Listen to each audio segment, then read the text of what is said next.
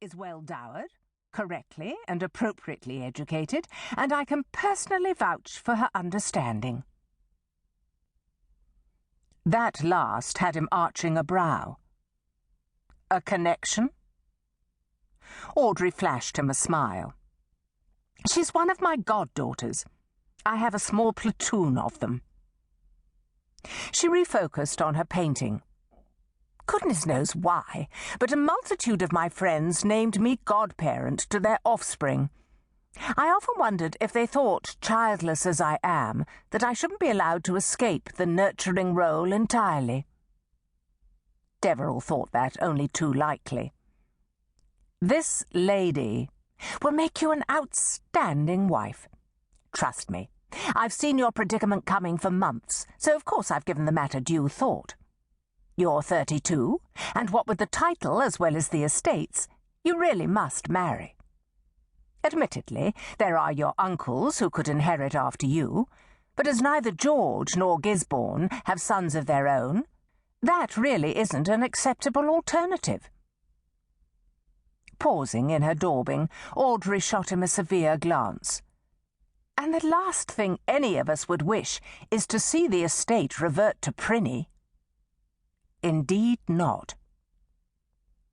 The idea of the estates that, courtesy of the unexpected death of a cousin twice removed, had fallen into his lap, reverting on his death to the crown and its licentious bearer, was one Deverell viewed with intense disfavour.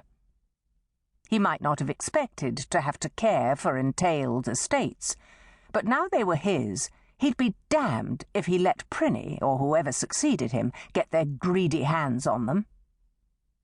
Especially not now he'd visited his new holdings, the houses, farms and fields, and met those who tended them.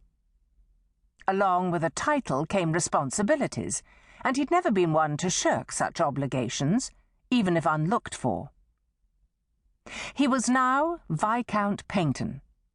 As such, he had to marry.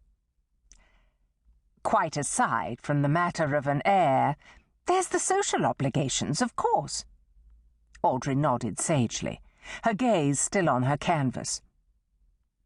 Your wife must be able to manage your houses, and even more importantly manage the dinners, parties, balls, and so on, that as Paignton you will have to attend. He didn't try to hide his grimace. If she could minimize the latter. Don't even think it. Not until you've been married for years. Then perhaps you might be allowed to slink off and hide in your library. Until that time, you'll have to grit your teeth and stand by her side at all necessary functions. Audrey threw him another straight glance. Along with managing your appearances, your wife's duties will include keeping you up to the mark, ensuring you appear at all the functions you ought. Deverell met Audrey's glance levelly and inwardly wished his wife to be good luck. She'd need it. You seem to have a very clear vision of the qualities my wife should possess. Well, of course, dear. I've known you from birth, and despite what you think, you are very like your father. You have little time for artifice, and none at all for fools. And after spending the last 10 or more years being a spy in France, I imagine your prejudices have only become more fixed. Consequently, the notion of you finding any degree of marital satisfaction with the general run of young ladies is utterly untenable. She arched a brow at him. I understand you've been casting your eye over the herd.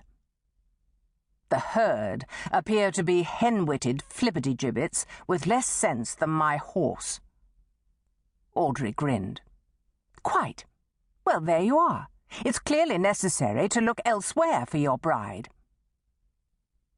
Laying aside her palette, she reached for a rag. Sitting back, she started cleaning her brush. He frowned.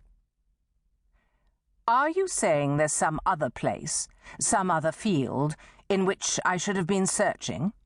That the marriage mart isn't the place to look? Audrey cast him a droll look.